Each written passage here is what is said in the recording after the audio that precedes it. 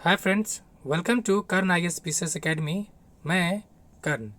हम लोग जो शिक्षक भर्ती हेतु प्रैक्टिस सेट देख रहे हैं, आज उसका सीट नंबर 9 देखेंगे। और ये किस सब्जेक्ट का है? तो सोशल साइंस। जी हाँ, ये सोशल साइंस का है। इसके अंतर्गत जो हम लोग देखने वाले हैं वो हिस्ट्री देखने वाले हैं, ज्योग्राफी देखने वाले हैं, पॉलिटी एंड इकोनॉमिक्स, ये 4 सब्जेक्ट को कवर करेंगे। टोटल क्वेश्चंस 80 है। और ये किस पब्लिकेशन का है? तो किरण पब्लिकेशन का है। जो फर्स्ट पोर्शन है वो हिस्ट्री है। तो क्वेश्चन नंबर 1 कह रहा है, घटनाओं के सही काल अनुक्रमिक क्रम में व्यवस्थित या मतलब निम्नलिखित को व्यवस्थित करें। तो चलिए देख लिया जाए एक सिंगल घटनाओं को। तो सबसे पहले कौन हुआ था? तो हिटलर के द्वारा जर्मनी को राष्ट्र संघ से बाहर करना, ये फर्स्ट घटना है। उसके बाद हुआ था पोलैंड पर जर्मनी का आक्रमण, ये दूसरा घटना है। फिर हुआ था रूस पर जर्मनी का आक्रमण, ये तीसरा है। और चौथा है पर्ल हार्बर अटैक। यानी क्रमबद्ध या क्रम के अनुसार बात की जाए तो ऑप्शन हो जाएगा आपको D number. Next question number 2 number है, कह रहा है महात्मा गांधी के द्वारा स्थापित हरिजन संघ के संस्थापक कौन थे? तो संस्थापक थे घनश्याम दास बिरला, मतलब संस्थापक अध्यक्ष थे घनश्याम दास बिरला। इसमें देखिए आपको ध्यान ये रखना है कि अंबेडकर का भी हरिजन था, उसका अस्पृश्यता से संबंधित कुछ था, हरिजन सेवक संघ था। ठीक है, हरिजन सेवक संघ था, अंबेडकर का हरिजन सेवक संघ था और ये हरिजन संघ है। तो आपको ध्यान रखना है। आंसर हो जाएगा आपको B number. Question number 3, doctor Rajendra Prasad को 9 अगस्त 1942 को गिरफ्तार करके कहाँ भेजा गया था या किस जेल में रखा गया था? ये रखा गया था पटना के बांकीपुर जेल में। और बांकीपुर किसके लिए फेमस है?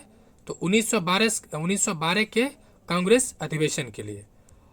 ऑप्शन डी हो जाएगा। और हजारीबाग जेल से कुछ भागे थे जो कि आजाद दस्ता का गठन किए थे, ये भी आपको ध्यान रखना है। क्वेश्चन नंबर 4, फिरोज शाह तुगलक ने किसकी स्मृति चिरस्थायी रखने के लिए जौनपुर नगर की स्थापना किया था? तो अपने जो उसके जो मतलब भाई था, यानी मोहम्मद बिन तुगलक, MBT मोहम्मद बिन तुगलक के लिए किया था। तो आपको ये option C. Next question number 5 कह रहा है कि घटनाओं को सही काल अनुक्रमांक के तौर पर स्थापित कीजिए। पहला है भारत में साइमन कमीशन का आना, ये आता है 1928 में। कहाँ पर आता है? मुंबई में। ठीक है। उसके बाद है लॉर्ड इरविन ने भारत को डोमिनियन स्टेटस की घोषणा की, यानी कब घोषणा किया था? ने 11 सूत्री मांग को बताते हुए पत्र भेजा। ये जो सविनय अवज्ञा आंदोलन था, उससे पहले गांधी जी तार्किकता का पर्चा देते हुए 11 सूत्री मांग को रखते हैं। फिर पूना पैक्ट यानी सविनय अवज्ञा आंदोलन, जो कि कम्युनल अवार्ड यानी सांप्रदायिक पंचाट के लिए ये हुआ था। तो ये हो जाएगा अंतिम में। तो ऑप्शन वाइज आपको एक ही नंबर हो जाएगा, option 1, 2, 3, 4। Next question number 6, theosophical society के किस साहसिक कार्य को जनसाधारण की स्वीकृति एवं भरपूर समर्थन प्राप्त हुआ? यह कौन सा कार्य था? कि ऑप्शन सी था कि मानव में सार्वभौमिक बंधुत्व को बढ़ावा देना। जी हाँ, इसी का मेंबर थी कौन? एनी बेसेंट, जो आजीवन मेंबर रहती है। और कर्नल अलकट और मैडम ब्लावस्की इसके संस्थापक सदस्य हैं। क्वेश्चन नंबर 7, महाराष्ट्र के एक समाज सुधारक जो लोकहितवादी के उपनाम से प्रसिद्ध थे, यह कौन थे? तो गोपाल हरि देशमुख। क्या था? गोपाल हरि देशमुख। और इनका नाम क्या था? MG Ranade, Dadabhai Nehru, grand old man of India, Jyotiba Phule थे, यानी ऑप्शन नंबर बी हो जाएगा। नेक्स्ट 8, अशोक के किस शिलालेख से युद्ध और अहिंसा के कारण जनित या उसके अंतर्मन को व्यथा प्रकट किया, यानी किसके बाद से उसके अंतर्मन में व्याकुल हुआ और वो युद्ध को एक तरह से छोड़ने को तैयार हो जाते हैं? यह है शिलालेख। तो कौन सा शिलालेख है? मानसेहरा और गिरनार। ठीक है, मानसेहरा और गिरनार है। और एक युद्ध भी पूछा जाता है, किस युद्ध के बाद अशोक का हृदय परिवर्तन हो गया, या ये कह सकते हैं कि युद्ध नीति त्याग कर धम्म नीति का अनुसरण करता है। तो ये कलिंग युद्ध है। आंसर हो जाएगा आपको डी नंबर। एक चीज और इसमें ध्यान रखना, ये पूछा गया है मस्की। मस्की लेख में अशोक को अशोक नाम से संबोधन किया गया। अशोक को अशोक नाम का संबोधन किया गया है, ये ध्यान रखना है। क्वेश्चन नंबर 9, निम्नलिखित कथन अवध में बाबू रामचंद्र के जीवन का संदर्भ देता है। असत्य कथन का चयन करिए। बाबू जो रामचंद्र थे, ये कृषक थे, तो ये कौन सा कथन देता है? तो अवध में किसानों का नेतृत्व बाबा रामचंद्र ने किया था, ये कथन सही है। बाबा रामचंद्र एक सन्यासी थे, ये भी कथन सही है। नेक्स्ट कथन देखते हैं क्वेश्चन नंबर 9 का। थर्ड है कि उन्होंने गिरमिटिया मजदूर के रूप में काम किया, ये भी कथन सही है। उन्होंने एक एल यानी जवाहरलाल JL नेहरू के साथ अवध किसान सभा का अध्यक्षता किया था, जी नहीं, ये कथन गलत है। अब एक सवाल आपके मन में आया होगा कि गिरमिटिया क्या है? तो गिरमिटिया वह मजदूर है जिसको अंग्रेज ने, ठीक है, भारत से बाहर विदेशों में जो काम करने गया था, जैसे कि फिजी में, मॉरिशस में, जो सुनते हैं भारतीय वहाँ पे शासक बना, एक्चुअली गिरमिटिया मजदूर था, ठीक है, जो बिहार, बंगाल, उत्तर प्रदेश के आसपास से गया था। क्वेश्चन नंबर 10, भारत में थियोसोफिकल सोसाइटी को सफलता तथा लोकप्रिय किसके कारण हुई थी? ये थी श्रीमती एनी बेसेंट। कौन थी? Shrimati Annie Besant. हालांकि उसकी संस्थापक मैडम ब्लावस्की और कर्नल अल्कोट है, ठीक है, लेकिन भारत में सफलता का श्रेय श्रीमती एनी बेसेंट को जाता है। तो ऑप्शन हो जाएगा डी नंबर।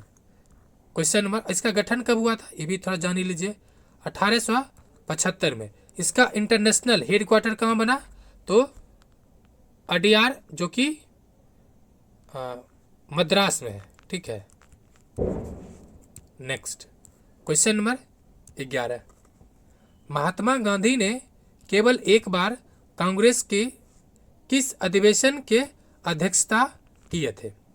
ये बेलगाम 1925 के, जो बेलगाम कर्नाटक में, ठीक है, कर्नाटक में अध्यक्षता किए थे, जो एकमात्र कांग्रेस के अध्यक्ष बनते। ये सॉरी, इसमें आंसर दे नहीं रखा है, एक्चुअली 1925 नहीं, 1924 का बेलगाम अधिवेशन है, ठीक है, 1924 का आंसर से सुधार लीजिए। 1925 के कानपुर अधिवेशन की अध्यक्षता किसने किया था? तो श्रीमती सरोजिनी नायडू ने, ठीक है, सरोजिनी नायडू जी ने किए थे। और ये प्रथम भारतीय महिला है कांग्रेस के अध्यक्ष बनने वाले।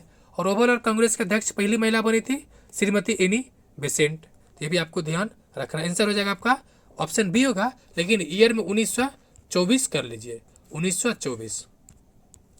क्वेश्चन नंबर 12, भारतीय जनता से किसने कहा था तुम वीर बनो, साहसी बनो, हिम्मत करो, इस बात पर गर्व करो कि तुम एक भारतीय, प्रत्येक भारतीय मेरा भाई है?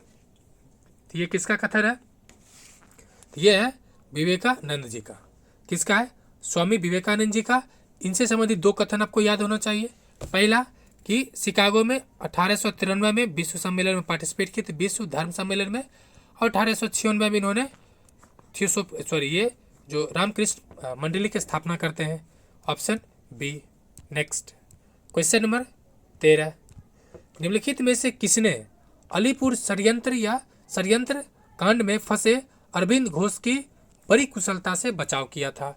ये जो अलीपुर षड्यंत्र केस था, ये मेनली वर्कर से रिलेटेड था, ठीक है, वर्कर्स यानी ये श्रमिक से संबंधित था और साम्यवादी कह सकते हैं, साम्यवाद से भी। तो ये बचाव किसने किया था? तो ये दो भाई थे, वो कौन थे? तो चित्तरंजन दास ने। ऑप्शन हो जाएगा 1 नंबर। नेक्स्ट क्वेश्चन नंबर 14, किसने हाथ से बुने हुए खादी वस्त्र पहनकर शाही दरबार 1877 में भाग लिया था? यानी किसने भाग लिया था? तो 14 number, option A Ganesh Vasudev Joshi.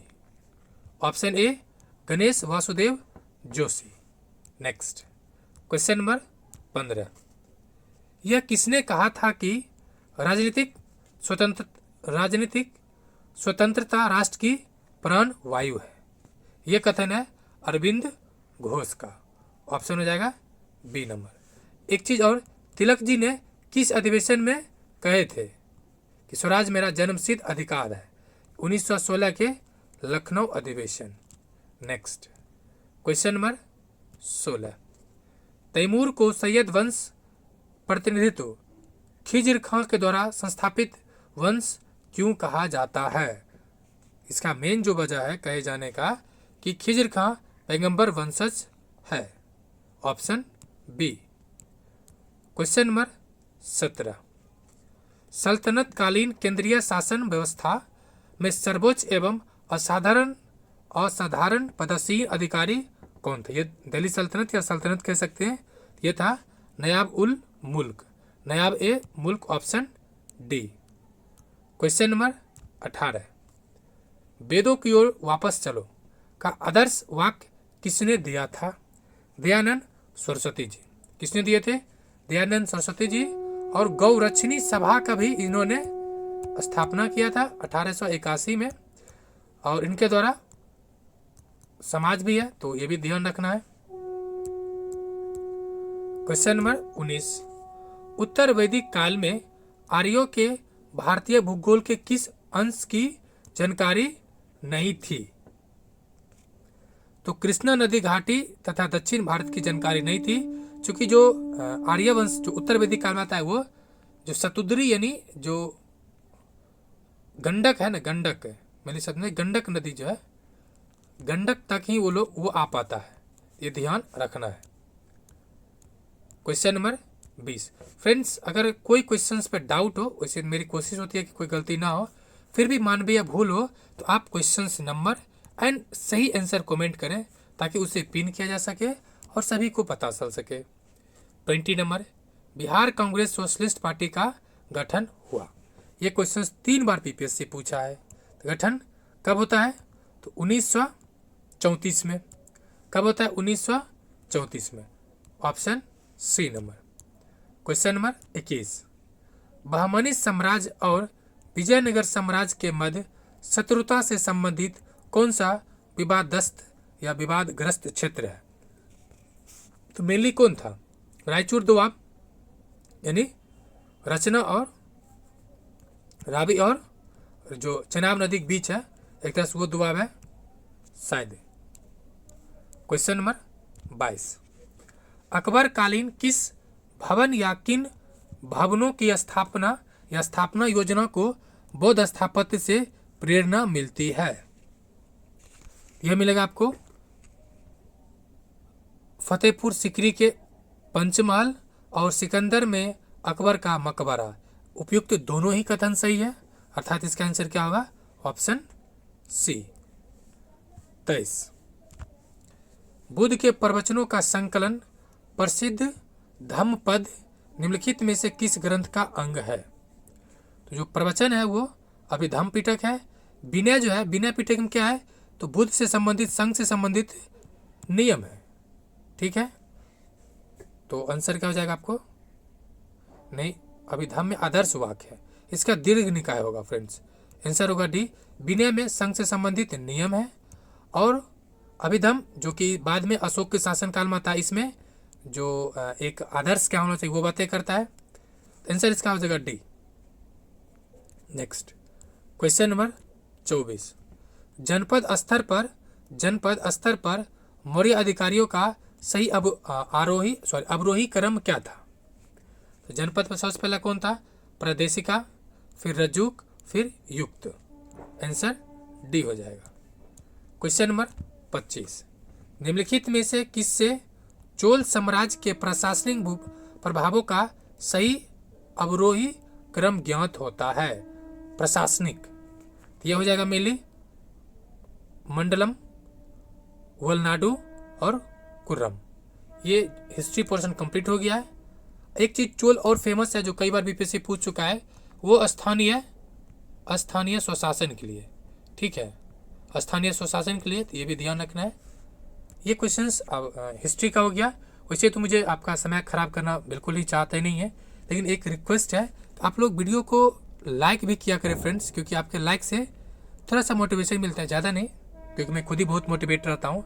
फिर भी कभी कभी लगता है कि आप लोग अगर वीडियो अच्छा हो, थोड़ा सा मेरे को बेनिफिट मिल रहा हो, तो यकीनन आप लोग लाइक कर सकते हैं। बाकी कोई जोर ज़बरदस्ती नहीं है, आपको इच्छा हो तब करें, और या बेनिफिट मिल रहा हो तो करें। 26, उत्तरी बिहार में शीतकालीन वर्षा किन कारणों से होती है? उत्तरी भारत में यानी ये जो क्षेत्र है, मेनली अगर ये इंडिया है तो ये जो क्षेत्र है ना, ये यहाँ पर जो बारिश होता है वो किन कारणों से होता है? इसका जो मुख्य कारण है वो आपको मिल जाएगा वेस्टर्न डिस्टर्बेंस। क्या आ जाएगा? Western disturbance. कभी कभी ये ऑप्शन रहेगा, या कभी कभी आपको हो सकता है कि भूमध्य सागर से, क्या हो सकता है कि मेडिटेरियन सी अर्थात भूमध्य सागर से आने वाले चक्रवात, जिसको वेस्टर्न डिस्टर्बेंस भी कहते हैं और यह चक्रवात भी कहते हैं। ठीक है, इसका एक और पूछा जाता है कि जो हरियाणा और राजस्थान में इसको क्या नाम से जाना जाता है?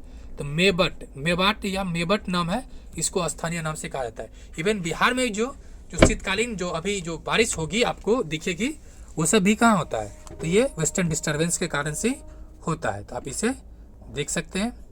क्वेश्चन नंबर 27, मानव भूगोल में कौन सी विचारधारा वर्तमान में प्रचलित है? यह हो जाएगा आपको ऑप्शन बी, प्रसंभाववाद। नेक्स्ट 28, ये 1 2 3 है, तो देख लिया जाए। कह रहा है निम्नलिखित में से कौन सा कथन गलत है? गलत कथन खोज रहा है। तो रेल मार्ग से एशिया, यूरोप, उत्तरी अफ्रीका से जुड़ा हुआ है। कह रहा है कि रेल मार्ग से एशिया, यूरोप, उत्तरी अफ्रीका से जुड़ा हुआ है। ये सही है। रेशम मार्ग भूमि और समुद्र दोनों मार्ग था। जी हाँ, था। इसी को लेके अभी जो चाइना का जो BRI है, यानी बेल्ट रोड इनिशिएटिव या one belt one road initiative है, जो लगभग 2013 में आया था। ये 10 साल होने वाला शायद, या 2017 में आया था, याद नहीं एग्जैक्टली। ये भी सही है। बौद्ध धर्म ने रेशम मार्ग की यात्रा की थी। बौद्ध नहीं, बल्कि हमको लगता है बौद्ध ने रेशम मार्ग की यात्रा की थी। तो जी नहीं, ये कथन गलत है, यानी ये 3 नंबर क्या गलत है। चौथा है कीमती धातुएं सोना और चांदी एशिया से यूरोप की ओर प्रवाहित हुई है। एशिया से यूरोप की ओर, जी हाँ, अभी तो हो ही रहा है, यानी ये भी कथन सही है। तो गलत कथन केवल 3 आया, और ऑप्शन क्या हो जाएगा? Option C. Next question number 29, मानव को प्रभावित करने वाले कारकों में से कौन सा कारक अधिक प्रभावशाली है? मानव को प्रभावित करने वाले, तो ये हो जाएगा आपको जलवायु। क्योंकि मिट्टी जहाँ रहिएगा उस तरह से ढल जाइएगा, स्थलाकृति उसी का पार्ट है। खनिज पदार्थ तो ये बहुत ज़्यादा करता नहीं है, लेकिन जलवायु परिवर्तन से मानव काफ़ी प्रभावित हो रहा है। यही नहीं, आज का पेपर का एक और लेटेस्ट करेंट है कि जलवायु परिवर्तन की वजह से जो फर्टिलिटी रेट है, यानी जन्म दर को भी प्रभावित कर रहा है। मतलब खाद्यान्न को लेके है, इस सेंस में आज के मुख्य समाचार का ये पत्र है। 30 नंबर, मंगोलाइड प्रजाति की वह कौन सी विशेषता है जो उसे अन्य प्रजाति से अलग करती है? तो मंगोलाइड का नाक थोड़ा चिपटा होता है, तो और माथा थोड़ा बड़ा होता है। पीत वर्ण भी है, तो ऑप्शन सी है जो अलग करता है।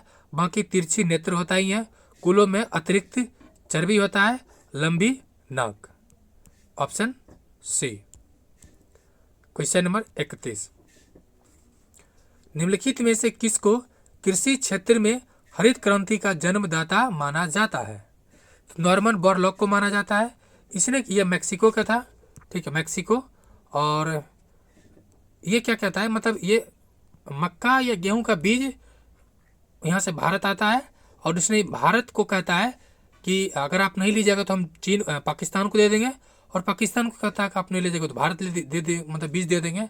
इस तरह से दोनों को बार्गेनिंग करके दे देता है। लेकिन भारत के संदर्भ में बात की जाए तो ऑप्शन ऐसे ए होगा, लेकिन भारत के संदर्भ में MS स्वामीनाथन जी को माना जाता है। किसे? MS स्वामीनाथन। जिनका हाल ही में पुण्यतिथि या निधन हो गया है। 32, निम्नलिखित में से कौन युग्म सुमेलित नहीं है? पृथ्वी कितना करोड़ सूर्य से दूरी पर है? तो पृथ्वी इतना नहीं है, ठीक है। सन से 1 15 मिलियन ईयर्स है, मिलियन लाइट ईयर हो जाएगा, तो मतलब दूरी पर है, ये नहीं होगा, तो ऑप्शन ए गलत है। बाकी मंगल है 22.79 करोड़, ठीक है। बृहस्पति 77.85 करोड़, और शनि इतना, मतलब आंसर ए है। बाकी आप एग्जैक्ट इसका डेटा कमेंट कर सकते हैं। नेक्स्ट क्वेश्चन नंबर 33 कह रहा है, राष्ट्रीय जनसंख्या नीति 2000 की निम्नलिखित में से कौन सी विशेषता है? तो कौन सी विशेषता है? पहला दे रखा है कि 14 वर्ष की आयु तक निःशुल्क और अनिवार्य शिक्षा का प्रदान करना। जी हाँ, यह अनुच्छेद 21 में भी इसका वर्णन किया गया है। शिशु मृत्यु दर को प्रति 1000 जीवित जन्म पर 30 से कम करना। अभी इसका शायद 30 है और बिहार का 29 है, ठीक है, तो ये तो ठीक है। उसके बाद बच्चों का सार्वभौमिक टीकाकरण प्रदान करना, यानी ये भी कथन सही, ये भी सही, ये भी सही। लड़कियों के बीच शीघ्र विवाह को बढ़ावा देना, ये तो अपने आप दिख रहा है कि हो ही नहीं सकता है, तो आंसर सिर्फ 4 हटा दीजिए, क्योंकि लड़की का विवाह उम्र बढ़ाए जाने की 21 करने की बातें की गई है, तो ये तो होगा नहीं। तो 4 खत्म, 4 खत्म, 4 खत्म। एक ऑप्शन से आपका आंसर 100% आ जाएगा, जो ऑप्शन सी होगा। एक चीज़ और यहाँ पे आगे आपको ध्यान देना है कि जीवित जन्म बच्चा, मतलब इसका ये जो शिशु मृत्यु दर काउंट किया जाता है वो कब?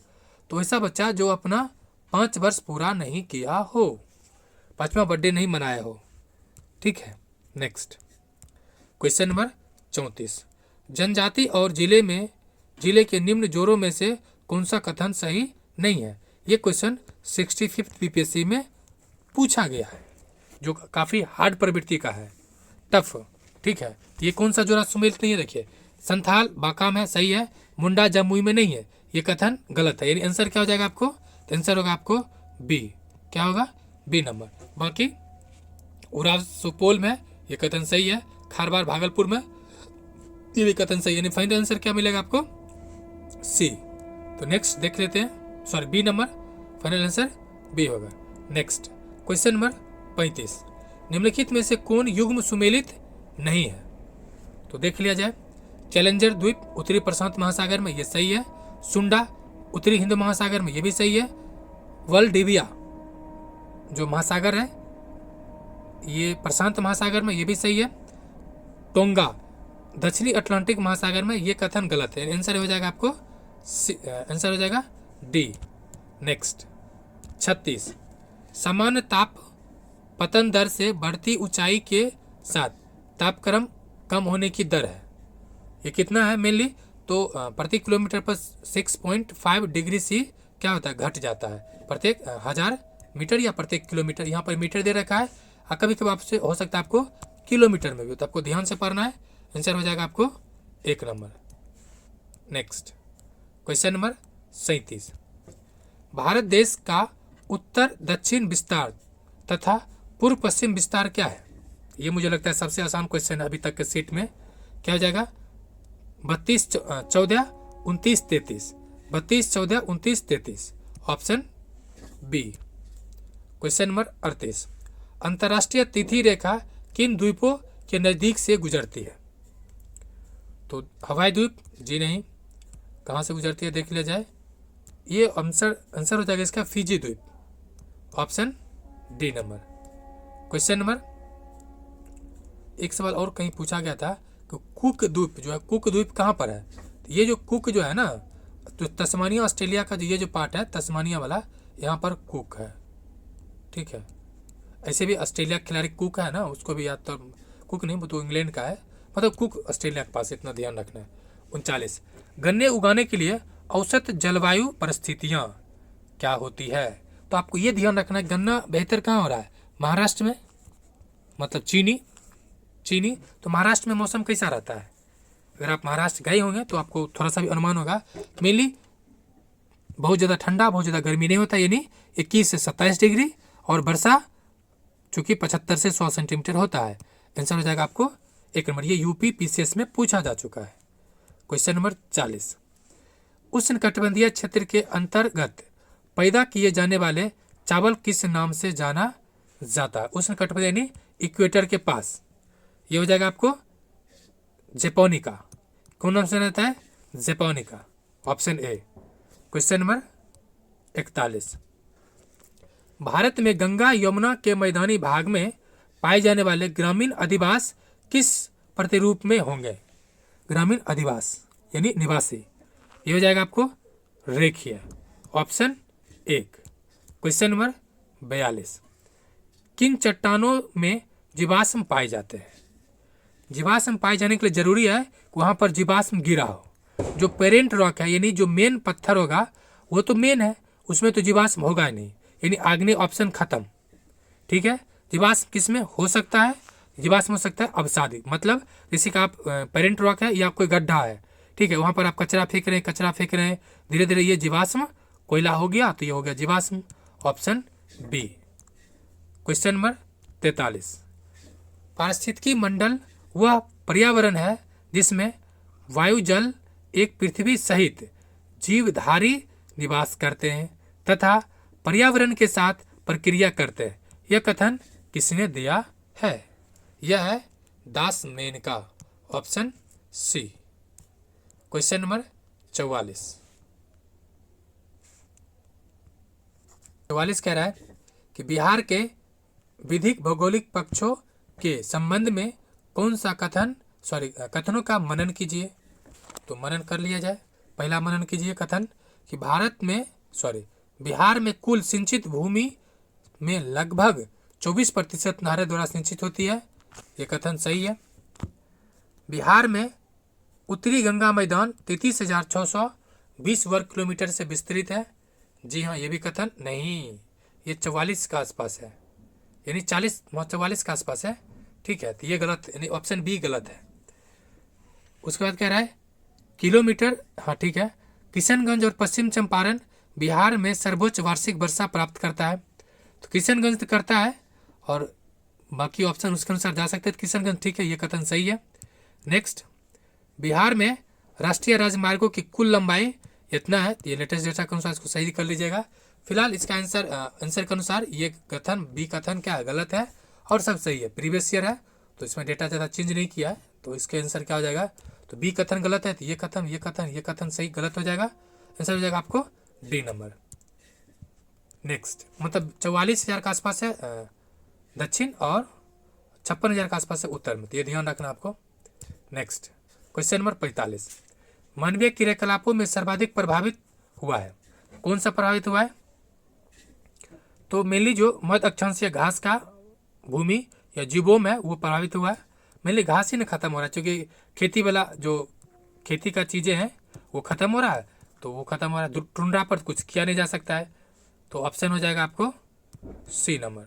नेक्स्ट, 46, निम्नलिखित में से कौन सा युग्म सुमेलित नहीं है? जो नहीं है, हम्बोल्ट की धारा दक्षिणी प्रशांत में, ये बातें सही है, यानी ये कथन सही है। फॉकलैंड दक्षिणी अटलांटिक में, फॉकलैंड ये भी सही है। लेब्राडोर की धारा उत्तरी प्रशांत, जी नहीं, लेब्राडोर ये उत्तरी प्रशांत का पार्ट नहीं है, ठीक है, यानी ये गलत है। आंसर हो जाएगा मोजाम्बिक की धारा हिंद महासागर, यानी आंसर क्या हो जाएगा? सी गलत है। क्वेश्चन नंबर 47, निम्नलिखित में से कौन सा युग्म सही सुमेलित नहीं है या युग्म सुमेलित नहीं है? तो स्ट्रोम्बेलियन ज्वालामुखी सिसिली में, स्ट्रोम्बली ये सिसिली का, जी हाँ, ये सिसिली इटली का सिसिली में, इसे प्रकाश पुंजी भी कहा जाता है। वल्केनियन ज्वालामुखी ये लिपारी द्वीप, ये भी सही है। पिलिनियन ज्वालामुखी हवाई द्वीप, यहाँ हवाई द्वीप में मोनोलोआ है, ठीक है, ये कथन गलत हो जाएगा। विसुवियो ज्वालामुखी इटली में, यानी आंसर क्या हो जाएगा? आंसर सी हो जाएगा। 48, अधिकतम तापमान किन रेखाओं पर अंकित किया जाता है? कहाँ पर हो जाएगा? तो मेनली कर्क रेखा, विषुवत रेखा या इक्वेटर या भूमध्य रेखा, ठीक है, ऑप्शन 1 हो जाएगा। 49, महासागरों में अधिकतम लवणता पाई जाती है? कितना से कितना में, कितना से कितना बीच, तो हो जाएगा 20 से 40 उत्तरी अक्षांशों के मध्य। उत्तरी ही क्यों है?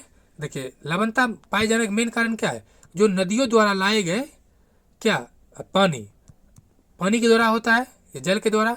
अब नदी कहाँ से लाता है? तो जो एरिया भूमि से है तो वहीं से तो लवणता आता है ना, तो भूमि वाला क्षेत्र ऑप्शन हो जाएगा 1 number. Next question number 50, coffee उगाई जाती है किस भारत में किस किस्म की कावा यानी कॉफ़ी उगाई जाती है? तो मेनली भारत में जो है वो अरेबिका भी है और रोबस्टा भी है, यानी दोनों ही है, तो ऑप्शन हो जाएगा डी नंबर। क्या हो जाएगा? D number. और कॉफ़ी उत्पादन में भारत के टॉप राज्य कौन सा है? तो कर्नाटक है। ये क्वेश्चन बीपीएससी 1 या 2 बार पूछ चुका है, तो ये भी ध्यान रखना है। क्वेश्चन नंबर 51, और ये इकोनॉमिक्स है। अर्थव्यवस्था, economics is very common subject, ये कॉमन सेंस का है। जी हाँ, अगर आप कॉमन सेंस यूज़ कर रहे हैं तो इकोनॉमिक्स बना लीजिएगा, लेकिन कॉमन सेंस की एक अच्छी बातें हैं, common sense is very uncommon. मतलब कॉमन सेंस अच्छा है लेकिन ये बहुत ही अनकॉमन होता है। अंत्योदय योजना संबंधित है तो किससे संबंधित? देखिए, विकलांग से है क्या? नहीं। पेयजल से है क्या? नहीं। स्कूली बच्चा से है क्या? नहीं। तो एक ही ऑप्शन दिख रहा है आपको, क्या? समाज के कमजोर वर्गों के उत्थान के लिए। इसमें मिलता क्या है? इसमें 35 केजी अनाज प्रति लाभार्थी को मिलता है। हालांकि अब इसमें संशोधन करके प्रति परिवार हो गया है, ठीक है, लेकिन मेनली प्रति लाभार्थी को मिलता है। नेक्स्ट क्वेश्चन नंबर 52, ये मैच द फॉलोइंग है। एडम स्मिथ, इसका संबंध किससे था? एडम स्मिथ का, इसका मेनली टैक्स से रिलेटेड था, टैक्सेशन से था, तो ऑप्शन हो जाएगा डी नंबर। कर के सिद्धांत था। और एडम स्मिथ को फादर ऑफ इकोनॉमिक्स भी कहा जाता है। और वेल्थ नेशन थ्योरी टाइप की इसका एक बुक भी है। उसके बाद उत्पाद शुल्क यानी उत्पाद कस्टम शुल्क क्या एक तरह से, तो ये हो जाएगा इनडायरेक्ट टैक्स है, जो कि अभी जीएसटी में शामिल कर लिया गया है।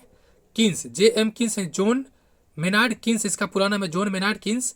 ये क्या दिया था? तो इसका जो मेनली जो था जॉन मेनार्ड किन्स का,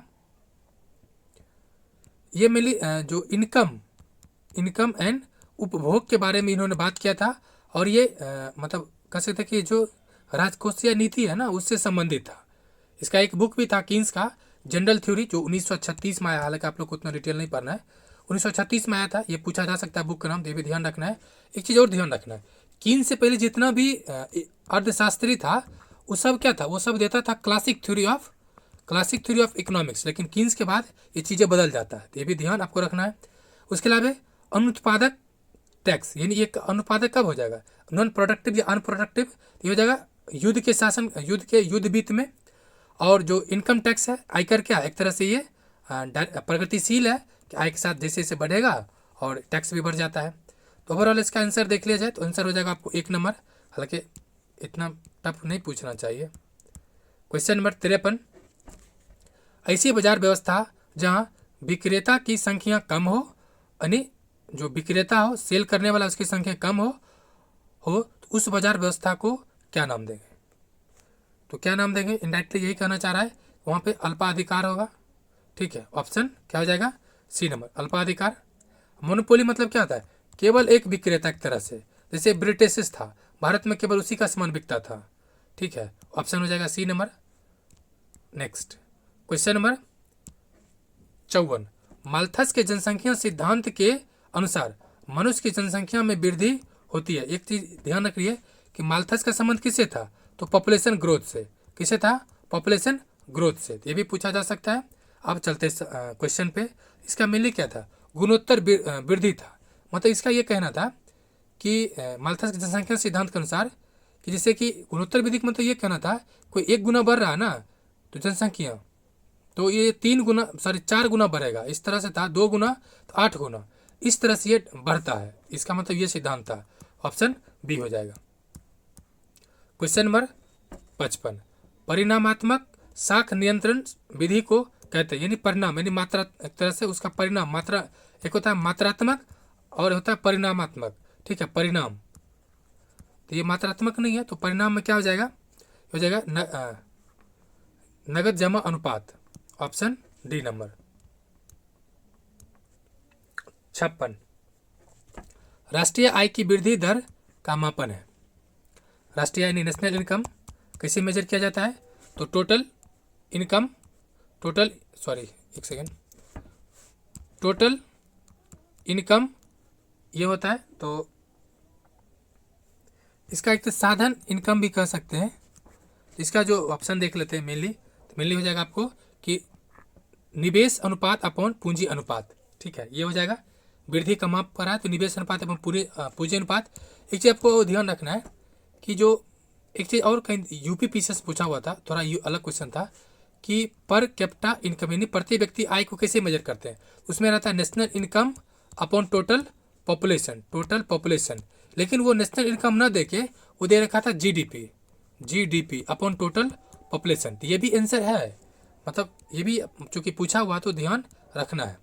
क्वेश्चन नंबर 57, राष्ट्रीय आय का आकलन निम्नलिखित में से किस विधि द्वारा नहीं किया जा सकता है? तो 3 विधि है मेनली राष्ट्रीय आय का, तो उत्पाद विधि है, आय विधि है और व्यय विधि है। उत्पाद, आय और उपभोग ये तीनों है, लेकिन आयात निर्यात से नहीं होता है। ऑप्शन हो जाएगा B number. Next question number 58, Bharat में खाद्यान्न समस्या का प्रमुख कारण क्या है? ऐसे तो बहुत सारा कारण है, देखिए हम लोग का उत्पादन के तौर पे कमी नहीं है, हम लोग उत्पादन अधिशेष करते हैं, फिर भी समस्या है। तो उसका अन्य कारण है। तो कारण क्या है? अनाज की कम आपूर्ति। ठीक है, अनाज की कम आपूर्ति। खाद्यान्न मतलब क्या हो गया कि भोजन के उपलब्ध नहीं होना। ठीक है, भोजन उपलब्ध नहीं होना। दूसरा कि भोजन उपलब्ध के साथ साथ क्या होना कि उसमें पर्याप्त मात्रा में आधार भी होना, अलग अलग चीज़ें भी होना। तो नहीं हम लोग आपूर्ति में कमी है, उत्पादन में नहीं। मैं फिर से कहना चाह रहा हूँ कि उत्पादन पर्याप्त मात्रा में, लेकिन जो इंफ्रास्ट्रक्चर है वहाँ पे कमी है, और ये वजह से ये चीज़ें आती है। आंसर हो जाएगा 1 नंबर। नेक्स्ट क्वेश्चन नंबर 59, यदि अर्थव्यवस्था पूर्ण रोजगार की स्थिति में कार्यरत हो तो निम्नलिखित में से कौन सा कारण मुद्रा आपूर्ति को जन्म देती है? मुद्रास्फीति यानी इन्फ्लेशन, यानी महंगाई एक तरह से कह सकते हैं, या मुद्रा की वैल्यू घटा देना। ठीक है, ये कौन सा कब स्थिति आता है? तो ये हो जाएगा आपको कि श्रम की उत्पादकता में वृद्धि। तो यहाँ कि मुद्रास्फीति के कई कारण होते हैं, तो जिसमें से होता है लैंड, लेबर, कैपिटल और भी कारण है। तो मेरे जैसे ही लेबर के मतलब क्या हो जाएगा, कमी हो जाएगा, या उत्पादकता में क्या हो जाएगा, वृद्धि हो जाएगा, ये भी कारण हो सकता है। ऑप्शन बी होगा। नेक्स्ट क्वेश्चन नंबर 60 और इकोनॉमिक्स का आखिर क्वेश्चन है। मांग की लोच दर्शाता है, क्या दर्शाता है? कि मात्रा में होने वाले परिवर्तन की दर को, कोई भी चीज़ का मांग क्या दर्शाता है? जो मात्रा में होगा उसके, जैसे कि वही था कीन्स का ही एक जो फॉर्मूला है, ये तरह से इधर आय आता है और इधर आता है कंजम्पशन यानी उपभोग। तो ये बताता है, जैसे ये मात्रा दिखाता है लोच। ठीक है, ये कीन्स का है, तो ग्राफ इस तरह से रहेगा, हो सकता है ग्राफ भी आ जाए। तो वो क्या दिखाता है? परिवर्तन लोच को दिखाता है। ऑप्शन हो जाएगा बी नंबर। नेक्स्ट इकोनॉमिक्स हो गया। अब पॉलिटिकल साइंस, तो इसको देख लिया जाए। भारत में निर्वाचन आयोग का गठन संविधान के किस अनुच्छेद में किया गया है? 324। ऑप्शन क्या हो जाएगा? D number. 3 सदस्य निर्वाचन आयोग है वर्तमान में। नेक्स्ट 62, निम्नलिखित में से किसने वर्ष 1791 में फ्रांसीसी संविधान के मुख्य उद्देश्यों को इंगित करता है? क्या करता है मेनली? तो राजशाही को, संवैधानिक राजशाही को इंगित करता है। और ऑप्शन दे रखा है क्या? जी हाँ, और भी है। दूसरा देख लिया जाए कि 25 वर्ष से अधिक आयु के सभी पुरुषों को वोट देने का अधिकार, ये भी सही था। नेक्स्ट क्या दे रखा है कि मनुष्य और नागरिक के अधिकारों की घोषणा, ये भी सही था।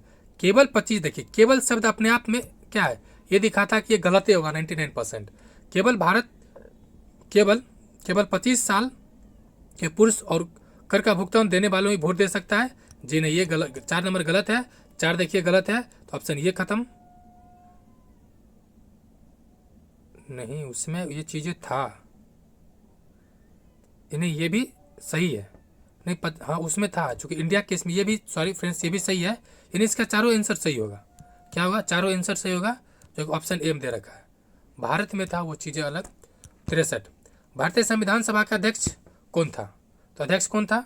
तो डॉक्टर राजेंद्र बाबू थे, परमानेंट अध्यक्ष थे। अस्थायी अध्यक्ष देता तो फिर कन्फ्यूजन होता। तो 64 नंबर, संविधान में न्यायिक पुनर्विलोकन का सिद्धांत ग्रहण किया गया है। ये कई बार मैंने बताया आपको कि यूएसएस किया गया और अनुच्छेद 13(2) में इसकी चर्चा है। नेक्स्ट क्वेश्चन नंबर 65, निम्नलिखित में से अध्यक्षात्मक यानी प्रेसिडेंशियल सरकार किस देश में है? तो संयुक्त राज्य अमेरिका में है, option B. Question number 66, option A B C D दे रखा है, देख लिया जाए। कह रहा है कि निम्नलिखित कथनों पर विचार करें और तय करें कि आप इनमें से किस तथ्य को लोकतांत्रिक कहेंगे। तो क्या कहेंगे कि चुनाव को नियमित रूप से नियोजित करना या संचालित करना या आयोजित करना, ये कथन सही है। नेताओं के द्वारा मतदान को रिश्वत देना, रिश्वत तो होगा ही नहीं। 2 नंबर देखिए हटाइए, 2 खत्म, ठीक है, ये खत्म। आप कह रहा है नेक्स्ट कि सरकार गलत नीतियों का शांतिपूर्ण विरोध करने वाले नेताओं को गिरफ्तार करना, ये भी खत्म, यानी 3 खत्म। तो आंसर क्या हो जाएगा? आपको 100% आ जाएगा डी नंबर, सरकार लोगों के कल्याण के लिए काम करती है, यानी 1 और 4 सही है। आंसर हो जाएगा डी नंबर। आप कॉमन सेंस लगाइए, आपको आंसर बहुत सारे एलिमिनेशन ट्रिक से आ जाएगा। 67, निम्नलिखित में से संघीय शासन की क्या विशेषता है? तो द्विसदनीय, केंद्र और राज्य के बीच शक्तियों का विभाजन होना, लिखित संविधान, अलग अलग सरकार। आंसर हो जाएगा डी नंबर उसका। 68, यूनेस्को ने राजनीतिक विज्ञान का क्षेत्र कब निर्धारित किया? ये कब किया था? ये क्या था? 1948 में, option 1 number. Next question number 69, सरकार राज्य का अभिव्यक्त रूप है। सरकार राज्य का अभिव्यक्त रूप है, यह व्यक्ति के सम्मान उद्देश्यों की पूर्ति करता है। यह कथन किसका है? यह कथन है गार्नर का। किसका है? गार्नर का, ऑप्शन 1 नंबर। क्वेश्चन नंबर 70, मनुष्य स्वतंत्र रूप से जन्म लेता है किंतु पग पग पर जंजीरों से जकड़ा हुआ रहता है। यह कथन किसका है? यह कथन है रूसो का, और रूसो का सोशल कॉन्ट्रैक्ट नाम का बुक है जो काफ़ी फेमस है, ऑप्शन 1। नेक्स्ट क्वेश्चन नंबर 71, राज्य एक आवश्यक बुराई है। यह कथन किसका है?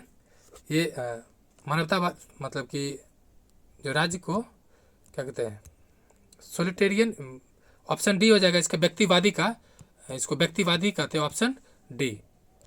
नेक्स्ट 72, साम्राज्यवाद पूंजी की अंतिम चरण है। साम्राज्यवाद पूंजी की अंतिम चरण है, यह कथन किसका है? तो लेनिन का है। किसका है? लेनिन, जो कि एक तरह से रसिया का, यूएसएसआर का फाउंडर भी कह सकते हैं। क्वेश्चन नंबर 73, भारत में कौन सी विधि राज्यसभा चुनाव में प्रयुक्त होती है? यह होता है अप्रत्यक्ष विधि, option D, sorry option B, B for ball, option B. 74, संप्रभुता नागरिक तथा प्रजनों के ऊपर सर्वोच्च शक्ति है जिस पर कानून का कोई नियंत्रण ना हो। यह कथन किस विचारक का है? यह विचारक कौन है? यह जो विचारक है वो है जॉन बंदो। कौन है जॉन बंदो? Option C. क्वेश्चन नंबर 75, नागरिकता प्राप्त करने का निम्नलिखित में से कौन सा साधन है? भारत में 5 तरीके हैं अभी वर्तमान में। तो जन्म के आधार पर है, देशीकरण के आधार पर है, पंजीकरण के आधार पर है, और कोई भूभाग शामिल हो गया, और किसी का माता पिता में इसको है रजिस्ट्रेशन, मतलब एक रजिस्ट्रेशन। यानी 5 तरीके हैं भारत में, ऑप्शन ए है फिलहाल जन्म के आधार पर। क्वेश्चन नंबर 76, राज साधन है, साधन है, यह सिद्धांत किसका है? यह है उदारवादी का, ऑप्शन ए, जैसे गांधी जी उदारवादी थे। क्वेश्चन नंबर 77, भारतीय संसद में नागरिकता अधिनियम पारित हुआ था। कब पारित हुआ था? तो 75 में, ऑप्शन ए। हालांकि 1948 में भी एक नागरिकता संबंधित कानून है, लेकिन ऑप्शन के अनुसार बी नंबर हो जाएगा। क्वेश्चन नंबर 78, भारत के किस संविधान संशोधन में संविधान की प्रस्तावना में राष्ट्रीय एकता और तथा अखंडता शब्द 3 शब्द जोड़ा गया था? यह है 42वें संविधान संशोधन अधिनियम 1976। अखंडता, पंथनिरपेक्ष और समाजवाद को जोड़ा गया था। 79, क्या कह रहा है? भारत में कौन सी शासन प्रणाली है? तो ये क्वेश्चन आप कमेंट करें, भाषण में कौन सा है?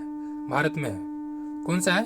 तो संघात्मक है, एकात्मकता का लक्षण है, ठीक है, इवन एकात्मकता के ज़्यादा लक्षण है, फिर भी भारत संघात्मक है कि because India is A union of states. Article 1 कहता है India is A union of states, Bharat राज्यों का संघ है। क्वेश्चन नंबर 80 और आखिर क्वेश्चन है, इससे पहले एक रिक्वेस्ट है, अगर आपको इसका पीडीएफ चाहिए तो आप ज्वाइन करें कर्ण IAS PCS अकेडमी, ठीक है, या आप कर्ण IAS PCS अकेडमी, या आप टेलीग्राम मतलब डिस्क्रिप्शन बॉक्स में इसका लिंक प्राप्त कर सकते हैं। तो चलिए देखते हैं आखिर क्वेश्चंस। यह निश्चित है कि सरकार की उत्पत्ति बल प्रयोग के परिणाम स्वरूप तथा बल का प्रयोग द्वारा ही होता है। यह कथन किसका है? यह है कार्ल मार्क्स का। कार्ल मार्क्स को वैज्ञानिक कम्युनिज्म का प्रतिपादक माना जाता है। इसका एक फेमस बुक है कम्युनिज्म 1948 का यह है, ठीक है। तो ये क्वेश्चन पूरा हुआ। इसके नीचे आपको जो बाकी सेक्शन से दिया गया है, आप चाहते से देख सकते हैं। वीडियो देखने के लिए आपको बहुत बहुत शुक्रिया एंड जय हिंद।